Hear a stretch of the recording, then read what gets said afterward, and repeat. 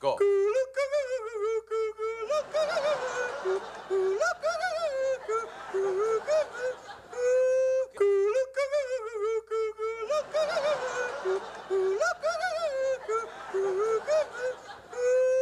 You may not know me. I spend a lot of time outdoors. It's part of my job. I'm used to traveling in all kinds of weather conditions, and I always go prepared with a warm hat, windproof clothing, and an emergency kit. If you winter travel, make sure you travel weatherproof.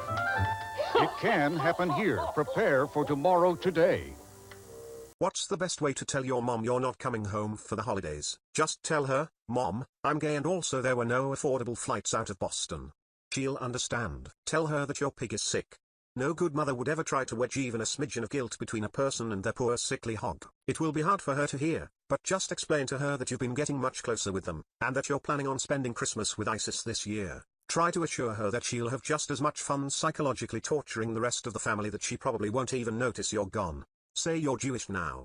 If she gets mad, she's an anti-Semite and no one wants an anti-Semite as a mother. Hello, John got a new mouth. Hello, John got a new mouth. The goat's made a mess in the carpet. Daddy! Hey. I thought you kids were asleep. Did you like your presents? Yeah. What's the matter, Tommy? Father, why does there have to be war? There doesn't have to be war, Tommy. But why can't people of different cultures and religions get along? I don't know, Sandy. I guess there's just not enough love to go round. Why is 90% of the world's wealth just owned by 3% of the population? Well, the greed that inevitably follows imperialism has left many countries suffering from post-colonial trauma. As long as the tyrannical dogma of capitalism remains unchallenged, then there will always be poverty. There's a joke in here. There's a joke in here. The recession is nearly over, and we're all going to live happily ever after under this Tory government.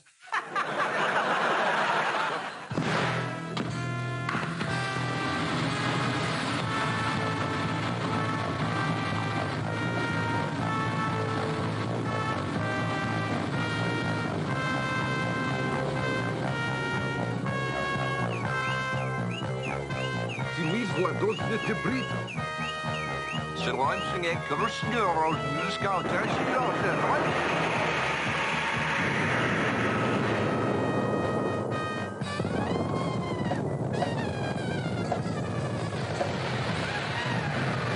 Merry Christmas and a Happy New Year. Merry Christmas to all. It's no longer fall. COVID is center stage. Can't wait to turn the page on this viral holiday. But enjoy it, I may. It's still Christmas and Santa's wearing a mask. The Dusty Town Sexy Holiday Special with Dusty's special guests from TV's Solid Gold, Marcy Odette, film star Divine, and featuring the Wally Hung Trio. Now, here's the lady of the evening, that star that leads you wayward, that belle that jingles your rock, that sweet, sweet nutcracker, ladies and gentlemen, Dusty Town. Oh, sexy holidays to you. Sexy holidays to you. May your merry bells keep ringing and your fantasies come true. May each new friend you meet bring you more body heat. May your merry bells keep ringing. Oh, sexy holidays to you. Isn't that cute? Isn't that true? Welcome, everybody, to my very first Christmas special, which is also my very first TV show ever. I'm so excited, and I'm happy, too. You know, I just love this time of year because everyone's in the mood for giving, and I'm just the girl to give it to. Isn't that cute? Isn't that true? Speaking of giving, I have a very cute Christmas story for you. I hope you haven't heard this one yet. Do you all know Mr. and Mrs. Dinky? No! Yeah, don't? Oh, my gosh. Well, it seems last Christmas, Mrs. Dinky saved up every penny she could to buy her husband that beautiful carving knife that he'd had his eye on for so long. So before Christmas dinner, just in time to carve up the juicy turkey that Mrs. Dinky had so carefully prepared, she said, let's open presents. Lo and behold, if Mr. Dinky doesn't say he forgot to buy her a Christmas present, but can he have his anyways? So what does Mrs. Dinky do? She turns Rudolph red, she tears the wrapping paper off the carving knife, and chops up her husband like a 200-pound butterball. So, of course, she was arrested, she went to court, and was sentenced to death. But just before she was taken away, the judge looked at her with dislust in his eyes, and he said, you chopped off his head. You chopped off his feet. You chopped off his arms. You chopped off his legs. How could you, Mrs. Dinky? You know, I used to get really upset when I told people where I came from down in Los Angeles because I always got the same response. Canada? Wow. Must have been cold. Now I just go along with them. Yes, Canada. It was a frozen, hostile wasteland. And there was much work to be done if we were to survive the elements. After boring a hole through the ice to find food, my good friend Nantuck and I would build an igloo to protect ourselves from polar bears and flying hockey pucks.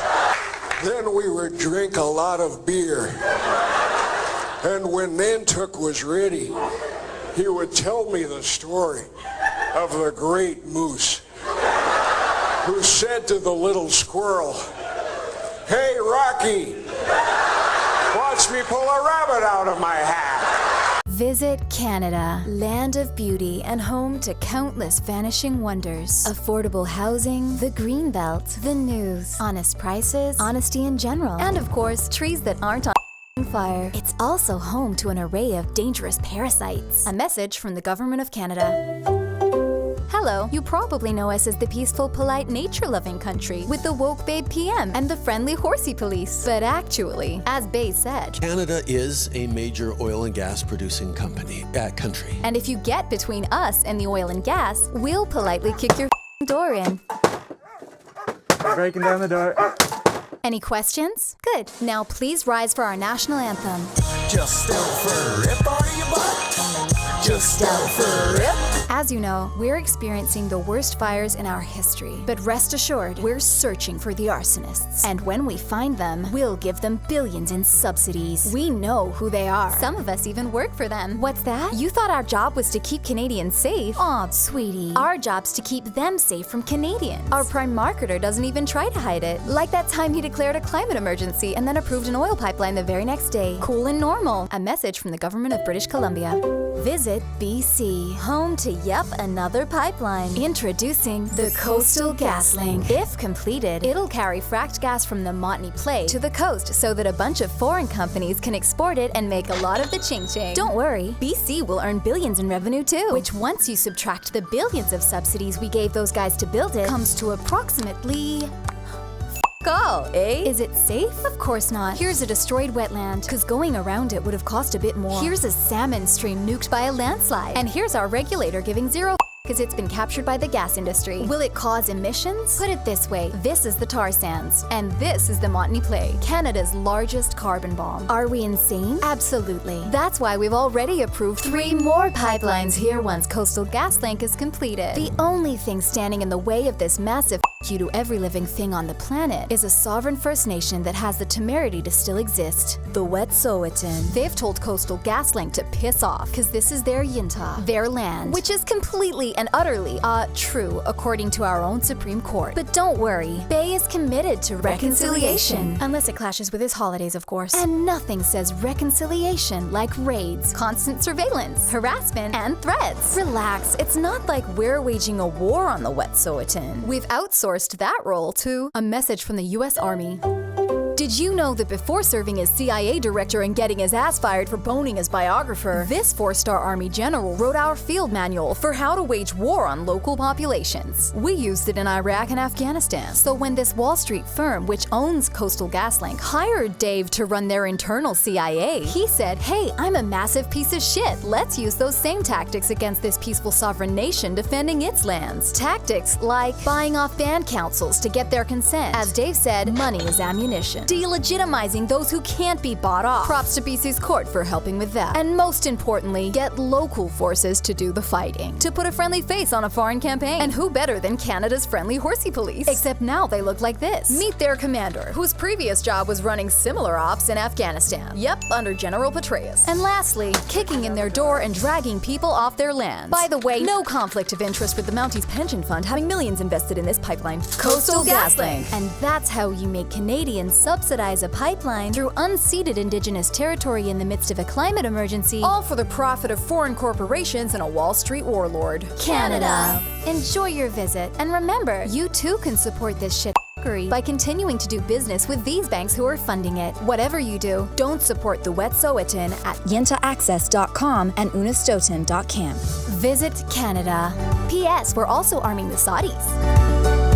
A message from the government of... Road rage at a whole new level. Two men fighting on the highway in the middle of rush hour traffic. Kind of speechless when I see that kind of behavior on the road. Sergeant Kerry Schmidt says road rage may be relatively common, but it rarely escalates to a full-blown brawl on Canada's busiest highway. The incident happened when traffic was moving slowly, but Schmidt says it's still not clear what precipitated the fight, as there was no crash beforehand. Several drivers called 911 to report it. In Brampton, Ontario this morning, a similar fight with two men wrestling on the road, forcing cars to drive around them. Go.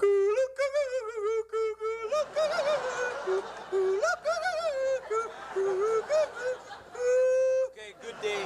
I'm Bob Welcome to Great White North. I'm Bob McKenzie. This is my brother Doug. How's it going? Okay, this is our Christmas show, eh? Yeah. So, like, that's our There's top. our Christmas tree. Yeah. And Hosehead here had the idea of just having a steel spike at the top Take off. to decorate it. We're- Zoom in on the tree. No. Come on, no, move over. Take Up off. to the top. No, Zoom here, up. that's what you do. That was off. There. That's for the top. Okay, one of our topics, eh? Wait, zoom is back over to Get us. over here, eh? One of our topics was like beer nog, okay? Because we hate eggnog. And like at our family parties, everybody drinks eggnog Christmas, right? So what you do is you go to Max 7-Eleven, you get eggnog, and you empty it out like right in the tree, eh? And then you pour That'll beer help in it here. grow. Okay, you got beer right in there, and then you get like a happy cup you can't see through. Pour it in that, walk around the party. You don't have to drink eggnog, drink beer nog instead, okay? Me? Where did you grow up, in the woods? Some things fall off my pizza, but that's only because it's got so much stuff on it, and I'm losing my balance. I stole his cheese while he wasn't looking. Pizza raid. Use noise to disorient your opponent. That way you can get more of his stuff on your pizza.